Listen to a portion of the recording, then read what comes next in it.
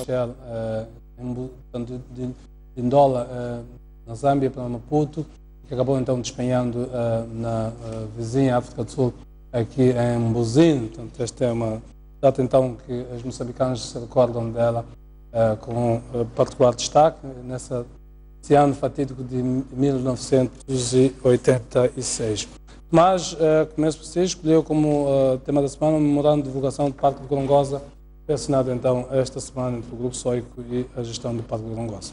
Muito boa noite. Numa semana literalmente dominada pela agenda das eleições, escolhi um tema que pode ter passado despercebido da maioria dos telespectadores, é que houve um acordo assinado entre o Grupo Soico, que detém esta casa, e o Parque Nacional de Gorongosa, que é uma estância de grande riqueza faunística e turística, e que pouco ainda entre nós é conhecida. Pela carga de informação que nós vemos na internet, é provável que o Parque de Gorongosa, tal como está sendo reabilitado, seja mais conhecido no estrangeiro do que dentro de Moçambique, o que obviamente é um problema que devemos superar. Este memorando quer dizer que podemos ter cada vez mais informação que nos indique o desenvolvimento em torno deste parque de referência, não só em Moçambique, como também em todo o mundo. É um parque de referência pela sua riqueza de diversidade faunística e de outra natureza turística, nomeadamente. Então, queria pôr este facto em destaque e felicitar o Grupo Soico por ter podido celebrar este memorando para trazermos essas imagens e essa realidade do Parque da Gorongosa, como eu digo, cada vez mais visto mas no estrangeiro do que dentro de Moçambique. É já mais fácil na National Geographic ver tudo o que se passa no Parque da Gorongosa do que em qualquer um dos nossos canais. Sem dúvida. Penso que a ideia é precisamente inverter este cenário. Fernando, boa noite, já está aqui conosco também. Escolheu o assunto da semana, o desempenho do STAI nas eleições de quarta-feira. Eu pensei várias vezes qual seria o destaque da semana. E claro, o destaque da semana não poderiam deixar de ser as eleições gerais de Moçambique, não obstante, e já aqui foi referenciado o aspecto muito importante que Tomás traz aqui à colação, o próprio acidente de Mbuzine. Eu escolhi o STAI porque me parece que são demais os episódios e os episódios lamentáveis que aconteceram com o STAI ao longo de todo este processo eleitoral.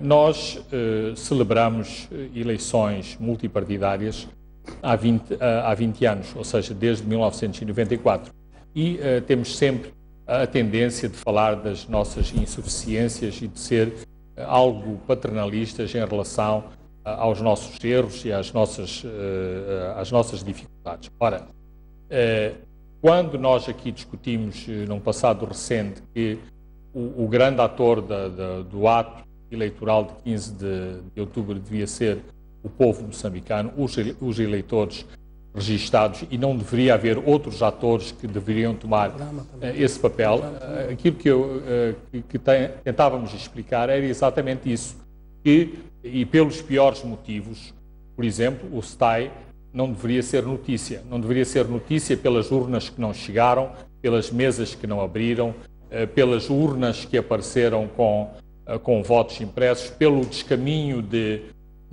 boletins de votos, para não falarmos de outros aspectos também que me parecem lamentáveis e que já vêm de trás, nomeadamente aquilo que aconteceu nas autárquicas em relação a Nampula, aquilo que aconteceu em relação ao caminhão assaltado quando ia a caminho de Climane, e portanto resta saber nesta altura se o STAI não terá um papel demasiado importante no determinar dos resultados eleitorais deste ano, o que não deveria acontecer. Bem, de facto, de resto, este é um assunto que vai encher o nosso programa hoje. Um olhar aos resultados das quintas eleições gerais vão saindo um pouco a conta-gotas a partir dos órgãos eleitorais. Mas, Tomás, antes de avançar para o tema das eleições, queria que olhássemos 28 anos depois, Samuel Machel, o assunto de Mbuzine não está a passar disso mesmo, uma recordação vaga, tênue. Houve momentos em que parecia haver vontade política de abrir este dossiê. Recordo-me do anterior Procurador-Geral, sua primeira ação, no seu primeiro informe no Parlamento, chegou a dizer que ia dar uma grande prioridade à abertura deste assunto, que é certo, cumpriu o primeiro mandato, cumpriu 2 anos do segundo mandato, enfim, foi embora e o assunto parece que, de facto, também ele está esquecido. Não, realmente este é daqueles dossiês que parece que vai atravessar vários governos, como já atravessou, e vários procuradores da República que mencionam o assunto, prometem, mas no fim dos mandatos nada transparece de resultado da investigação. A própria senhora Graça Machel, de forma muito enérgica, nos últimos anos vinha pedindo de forma encarecida e com muita energia que os líderes da região, até do Zimbábue, colaborassem para que, uma vez por todas, houvesse um esclarecimento final e concludente do desastre de Mbuzine, o que não ocorreu até agora. Eu ouvi hoje mesmo a filha mais velha da Samara Machel, a Orlina Machel, salvo erro, que dizia o seguinte, que ela sente que os autores deste desastre estão vivos e que provavelmente a revelação das causas dos autores podia desestabilizar Moçambique e países vizinhos. Uma afirmação muito forte, pode ser que tenha fundamento, pode ser que não. De qualquer modo, o fato de o governo moçambicano reiterar todos os anos que está preocupado com o processo e que quer conhecer a verdade, mas jamais aparecer com o relatório, como se fosse intermédio a dizer quais são os passos dados, cria, digamos, preocupação de que não parece haver ainda ou pistas que deem informação que vale a pena partilhar, ou não tem havido um esforço abnegado e suficientemente forte para que tais indícios apareçam. De toda forma, 28 anos passam e continuamos a falar de Samora Machel apenas quando passa o dia do Mbuzine, mas no intervalo entre essas datas não se fala da sua morte, muito menos sobre se há ou não há pesquisa continuada, funda e séria e coordenada sobre como é que ele morreu com os seus acompanhantes, que aliás era muita gente que acompanhou Samora Machel neste desastre. Fernando, como é que olha? São só 28 anos, 1986 parece que foi mesmo ontem. Bem, o problema é o seguinte, é que alguns dos tabus se colocaram quando aconteceu este desastre, e este é um desastre, não estou a falar no sentido técnico, mas um desastre, foi uma tragédia nacional. O que aconteceu é que determinados pressupostos e determinadas evidências até agora não foram reconhecidas. Por exemplo, independentemente daquilo que fez o avião ir parar à planície de Mbuzine ou ao planalto de Mbuzine, há claramente erros técnicos da tripulação deste avião. Há falhas técnicas que foram cometidas pela tripulação deste avião. Nunca foi esta questão nunca foi reconhecida pelo governo moçambicano, não obstante pilotos de linha da aviação moçambicana terem corroborado estas afirmações de erros cometidos pela tripulação. O governo não se moveu um passo em relação... Isto significa que todos os relatórios e as comissões de inquérito internacionais, em última análise, não têm validade para o governo... Essa tese dos erros de tripulação tem sido sistematicamente negada, particularmente Sérgio Vieira, no seu livro, Jeremias, não precisamos... uma das pessoas mais veementemente têm desmentido essa tese. Bem, mas o do outro lado temos o Cabrita... O ministro Sérgio Vieira é parte interessada nesta questão, portanto, é alguém que temos que ouvir com reservas. Não é preciso ser um técnico da aeronáutica para sentir que se soa um sinal de alarme que o avião está próximo do solo, para puxar, acho que tecnicamente se chama manche do avião para o avião ganhar altitude. Ora, para o avião ganhar altitude e sem um outro aeroporto de referência, porque se partia do pressuposto que Maputo estava às escuras e com problemas de reserva de combustível no avião, todos estes problemas foram indiciados. Este é um problema. Outro problema que foi, de algum modo, tocado pelo Tomás é o seguinte: se houve outros elementos envolvidos neste acidente do lado moçambicano e do lado sul-africano, quase todos estão vivos. E nós sabemos as declarações... Eventualmente é esta a grande razão. As declarações... Falta o distanciamento necessário Exato. em termos históricos. O problema é que, convenientemente, o regime do apartheid morreu. Portanto, morreu o regime que potencialmente assassinou o presidente moçambicano. Portanto, todos nós devíamos ficar confortáveis com esta situação e tentar cavar as situações. Levanta velhos problemas. É preciso também recordar a situação muito dramática que vivíamos em 86. A presidência não vivia no seu melhor estado. O Presidente da República estava muito isolado, o contexto político era altamente complicado. O Presidente morreu com um chefe de Estado-Maior nomeado e outro em exercício. Portanto, há uma série de questões que, se quisermos cavar, vamos abrir velhas feridas internas. E, do outro lado, num regime que conseguiu, de algum modo, fazer a pacificação nas Forças Armadas, na segurança de Estado, também vai levantar brechas. Então, eu acho que o prosseguir do inquérito à morte do Presidente Samora é refém de todas estas conciliações que a África do Sul e Moçambique, enquanto Estados, procuram fazer.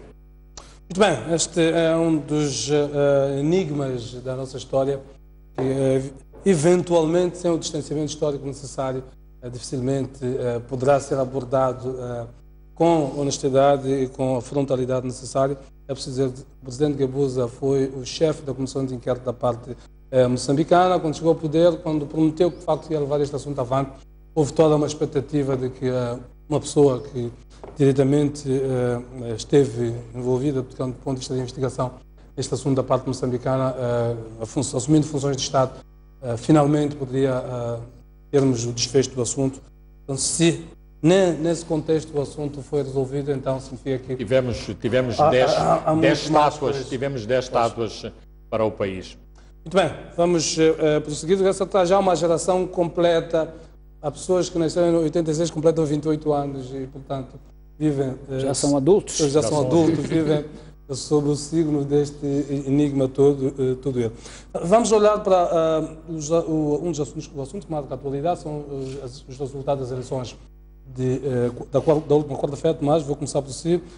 A Frelimo e o seu candidato ganham confortavelmente, mas com menos performance que em 2009, pelo menos de acordo com os resultados vão sendo projetados. 75% com que ganhou o Presidente Gabuza em 2009. Nhonse está em 61, 62, 63 nos vários resultados vão ser projetados. O Frelimo tinha ganho com 74,6%, está com 57, 58 nos resultados vão sendo projetados. A oposição, um pouco longe das expectativas criadas até pelos chamados banhos de multidão, de que vivamente fomos falando, mas a catapultar-se, portanto, em termos de ganhos concretos ao nível do Parlamento, parece mesmo que quer a RENAM, quer o MDM vão fortificar-se ao nível do Parlamento. Afonso da Câmara reforçar um pouco a sua posição e David Simango ser um descalabro, tento ficar aí nos 7%. Essa é a sua leitura à luz desses números? Na verdade, sim, já houve muitas leituras ao longo da semana sobre estes resultados. A minha avaliação sucinta é de que esses são bons resultados para a democracia moçambicana, em termos de que reativa a democracia. Para mim, a democracia deve ser reativada, sobretudo, ao nível do Parlamento. É lá onde eu tenho a esperança de que haja nova dinâmica e o Parlamento possa ser, de facto, um Parlamento e não um grupo de bancadas. Sempre disse isso, que era um grupo de bancadas, não um Parlamento. O Parlamento é a instância onde se constroem consensos, se discutem estratégias, se aprovam leis do país fundamentais na base de consenso entre tantos quantos lá estão representados pelo voto da maioria, que somos moçambicanos. Dito isto, em relação às presidenciais, eu penso que, na verdade, o presidente do MDM, David Simango, foi a pessoa que mais castigo, entre aspas, recebeu. Não se chama de derrota, porque é assim, eu penso que os moçambicanos leram como eu teria preferido. Era reforçar, de facto, o Parlamento e não tanto os líderes dos três. A ideia de que o candidato a Frelimo ainda é o melhor dentre os três? É o melhor, segundo dizem os eleitores. Pois. Que não sou eu que vou dizer que não é. A ideia de que o candidato indicado pela Frelimo ainda é o melhor, mas é preciso reforçar... Reforçar em termos de haver uma instância democrática efetiva que é o Parlamento.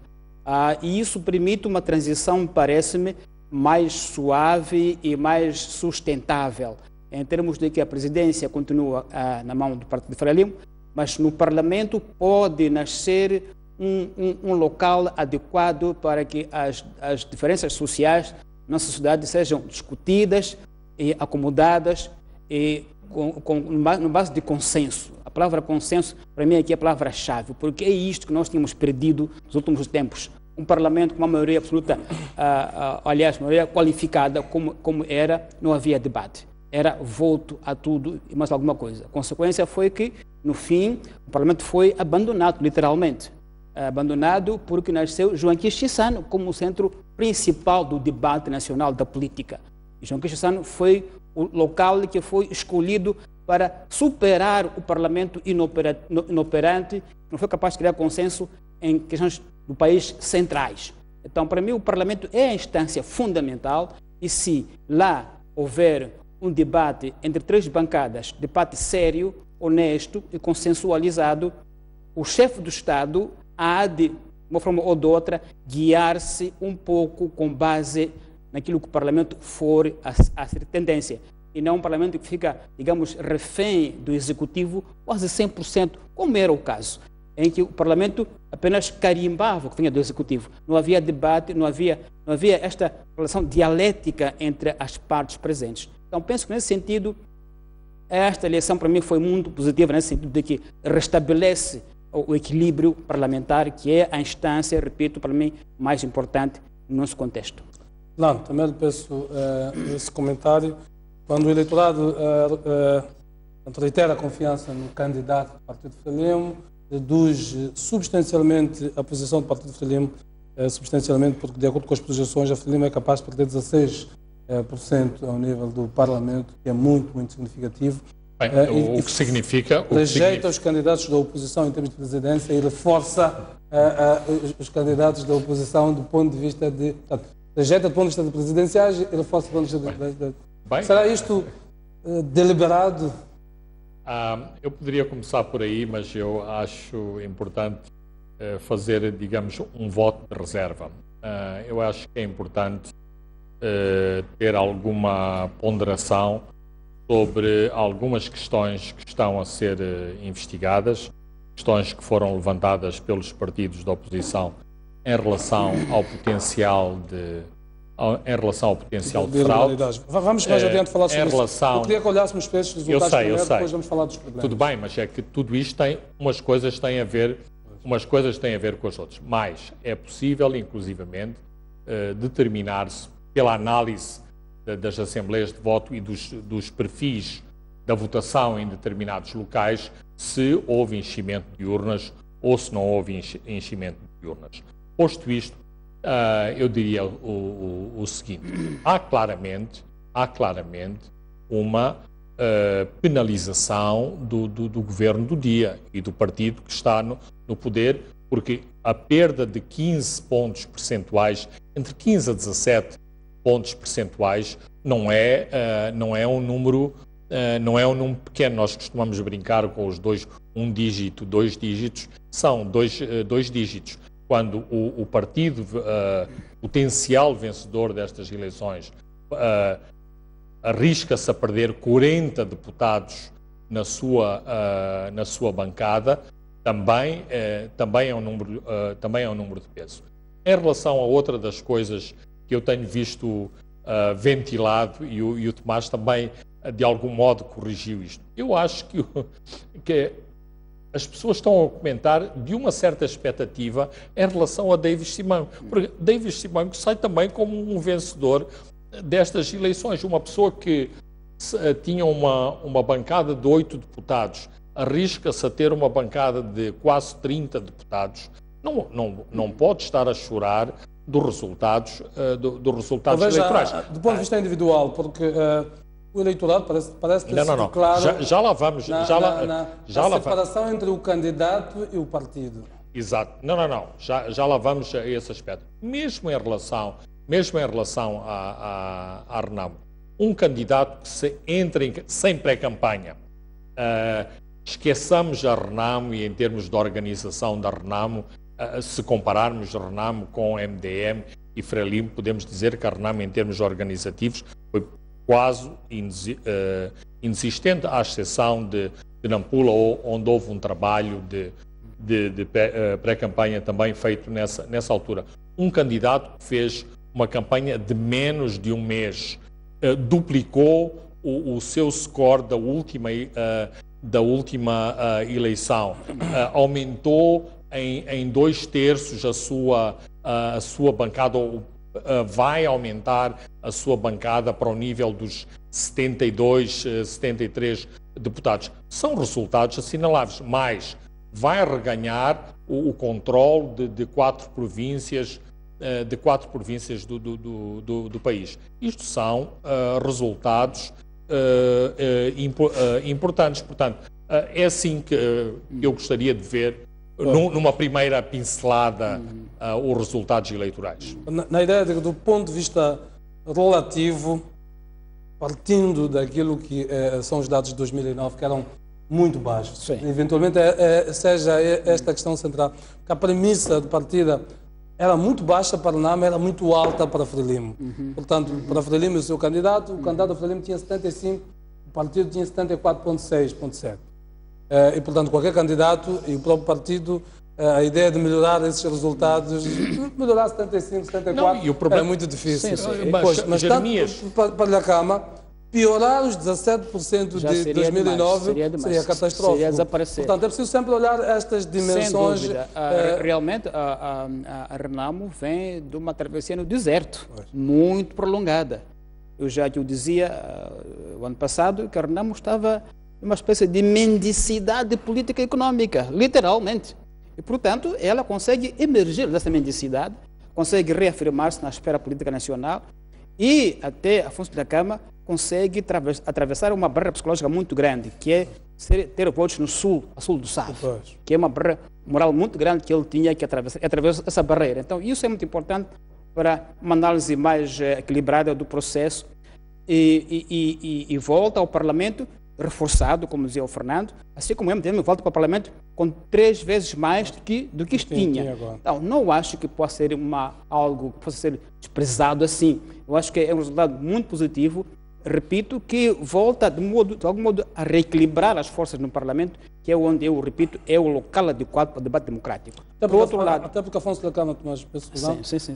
Eu via que os meus colegas fizeram a campanha de Afonso da Cama. Afonso da Cama foi apenas para 29 distritos na sua campanha. 29 distritos, estamos a contar as capitais provinciais como distritos. Portanto, exatamente. Foi para todo o país, mas em termos concretos, víamos com os meus colegas, foi para 29 distritos, num país que tinha uma premissa de 129 distritos. Portanto, isto mostra antes desta nova divisão administrativa, que agora está com 150 e tal. Significa que praticamente não fez campanha. O que mostra que há um eleitorado que já estava preparado para dar este voto. Só queria confirmar que a Renamo volta ou não volta ao processo eleitoral. Porque assim que voltou, esse eleitorado manifestou-se claramente em como vota neste partido. Isso é muito bom, porque mostra que há campos claros dos partidos políticos. E a Renamo, quanto a mim, afirmou que tem pelo menos 1/3 do eleitorado moçambicano, 1/3 mais ou menos fiel, tendo em conta que estava numa situação de grande desvantagem quer em meios, quer em tempo, claramente, e isso está claro para toda a gente.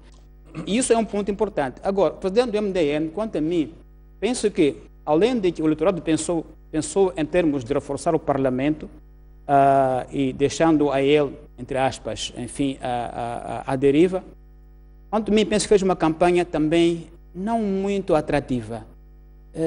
David Simango fez a campanha sempre zangado, sempre com o senho fechado, e com um discurso de muita quase raiva.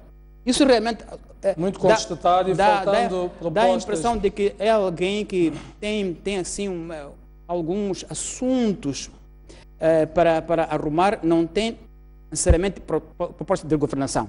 Para mim foi uma demagogia também, promessas de 5 meses, de 6 meses. Isso ainda se pode pensar no campo das eleições, diz que até promete colocar uma ponte onde nem há rio.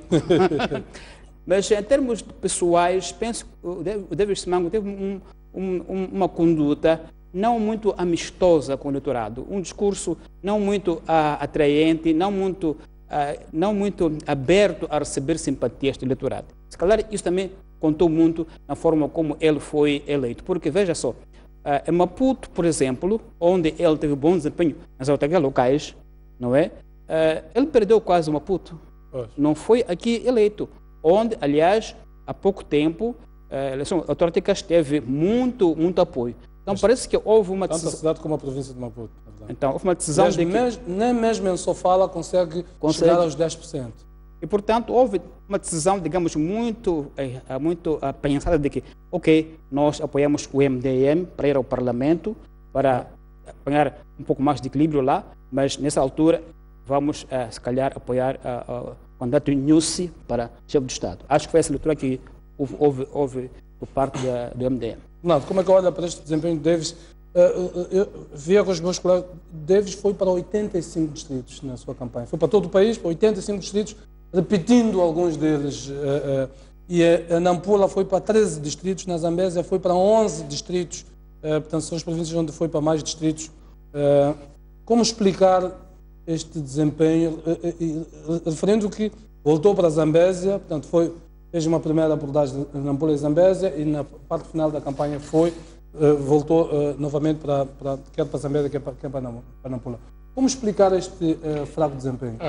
Eu penso que análises posteriores poderão dar mais razão àquilo que eu penso neste momento daquilo que aconteceu. Quando Afonso Dhlakama entrou em campanha, começou a ficar muito claro que uma das vítimas da campanha de Dhlakama seria claramente David Simango. Ou seja, nesta campanha estava muito em jogo o tudo ou nada, ou seja, havia muito sentimento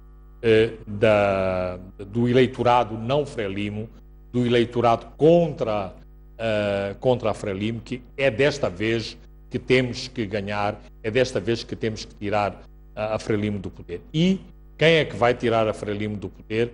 Quem é que vai derrubar a Frelimo? Só pode ser Dhlakama. Não é o Davis que vai fazer isso, não é o MDM que vai conseguir fazer isso. O mesmo entusiasmo juvenil, digamos, inclusive a raiva juvenil de dizer a Frelimo tem que sair do poder, foi transportada do Davis para o Dhlakama. Como explicar isto? Afonso Dhlakama faz 20% a nível da cidade de Maputo. Exatamente, porque se votou útil... David Simango faz 10%. Não, talvez pela primeira vez na história do eleitoralismo multipartidário moçambicano, houve a utilização muito expansiva do voto útil. Claramente houve voto útil na máxima expressão em Dhlakama e na Renamo, mais em Dhlakama do que na Renamo, e por isso mesmo Dhlakama vai ter mais votos que a Renamo, por isso Davis terá menos votos que o MDM, porque muita gente votou em Dhlakama, mas não votou na Renamo. Por outro lado, também este perigo de Dhlakama tomar o poder, fez que muitas pessoas que ficaram no sofá que ficaram no sofá nas últimas eleições, e nomeadamente nas autárquicas, foram votar porque não queriam que Dhlakama chegasse ao poder. Portanto, isto explica, por exemplo, explica a votação de Maputo, explica a votação na cidade de Cimento, e é uma votação completamente diferente daquela acontecida em novembro do ano passado, quando das autárquicas. Queria que olhássemos os resultados da Frelimo.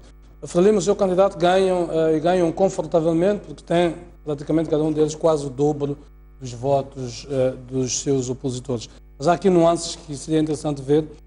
A Frelimo está, digamos, exceptuando as províncias onde goleia praticamente, para usar uma linguagem desportiva, Cabo Delgado, Gaza, Inhambane, enfim, em que faz 80%, vejo que Gaza faz 82% em Gaza, Cabo Delgado, portanto, está mais ou menos na mesma linha.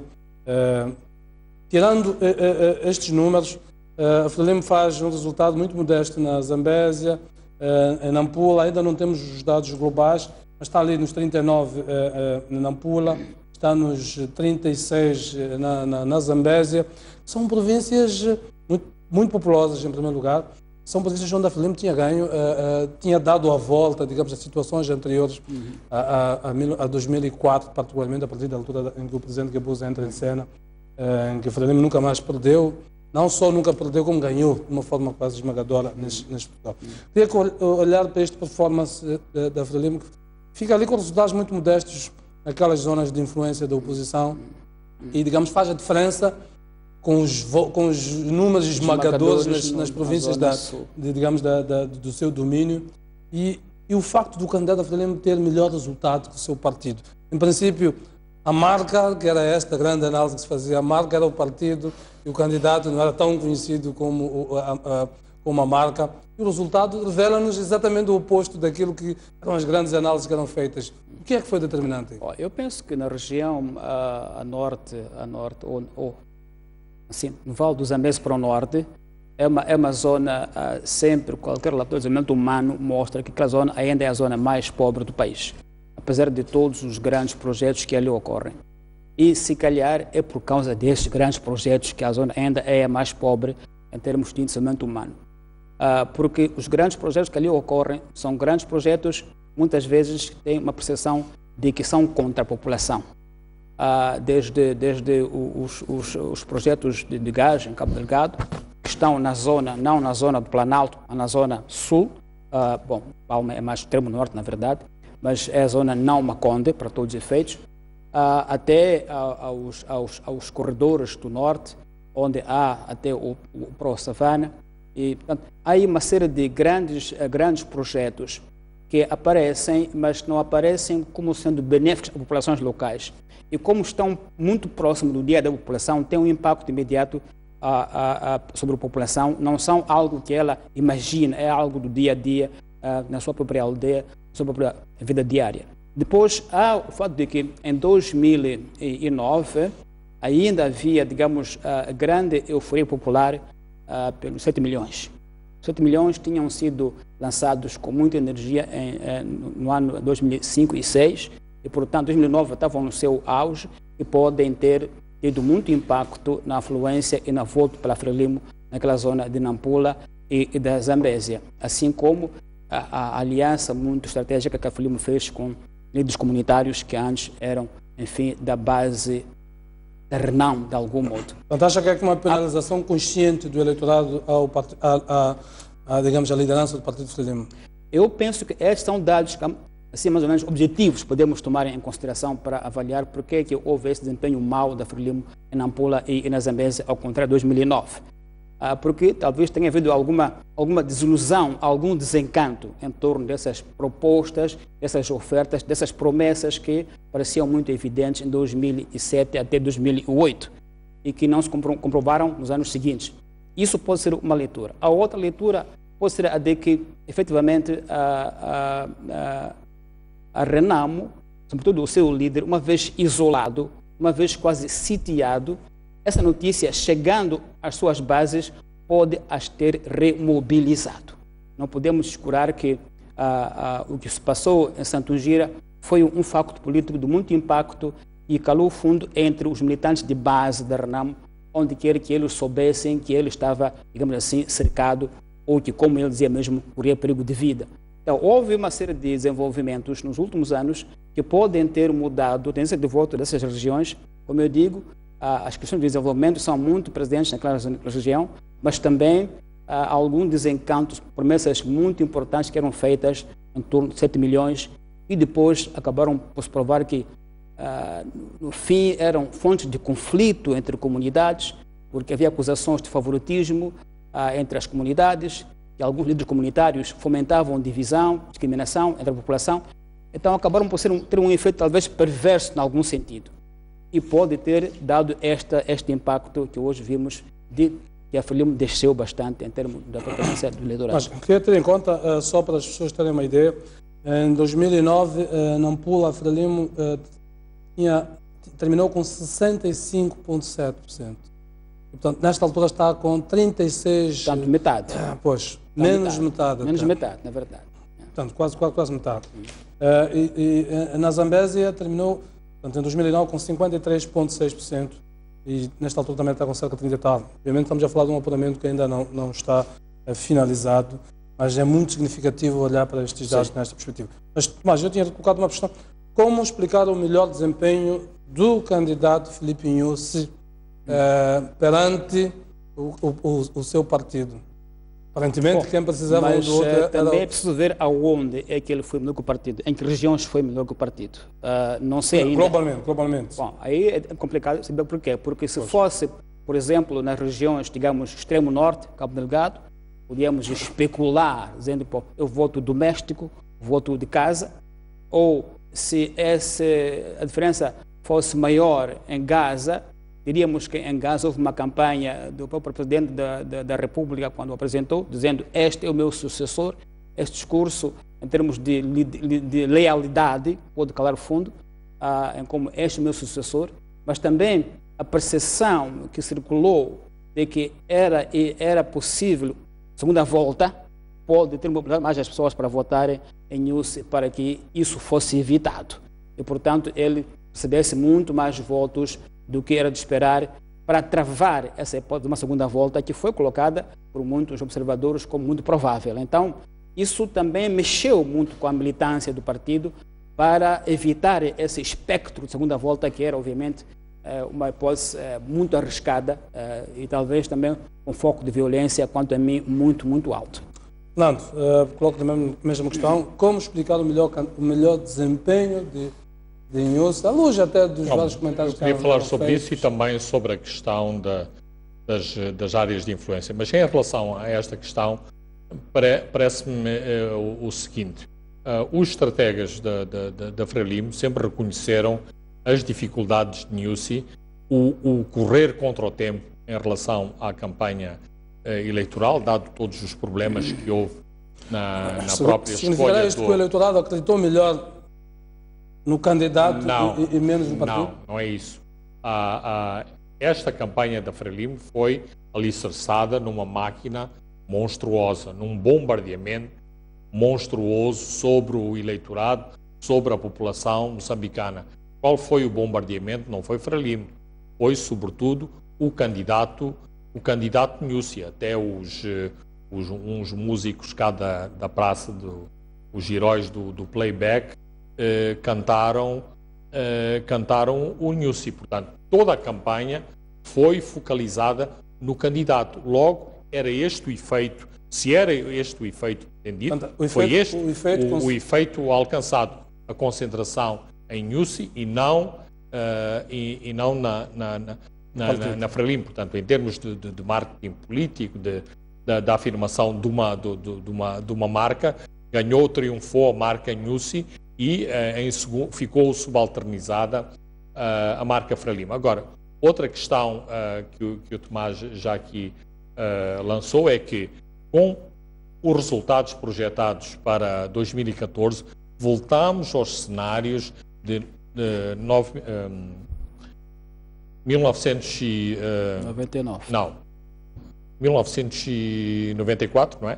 Primeiras eleições. Primeiras, 94, 99, ou seja, todos os ganhos da era Guebuza desaparecem nestas eleições e voltamos a ter o mesmo cenário. A Frelimo confortável no sul, no norte e o centro, o centro-norte dominado pela oposição. O que, mais uma vez, em termos de país e também em termos de governo e da Frelimo, que tem sido o partido de governo, tem que se analisar se de facto as pessoas nestas províncias estão satisfeitas com a governação, estão satisfeitas com as políticas para o campo, inclusivamente com aquelas políticas que têm sido as bandeiras do partido Frelimo para o campo e que a oposição tem criticado, nomeadamente que os 7 milhões são para os membros do partido, servem para aliciar pessoas para o partido e não para de facto promover o desenvolvimento.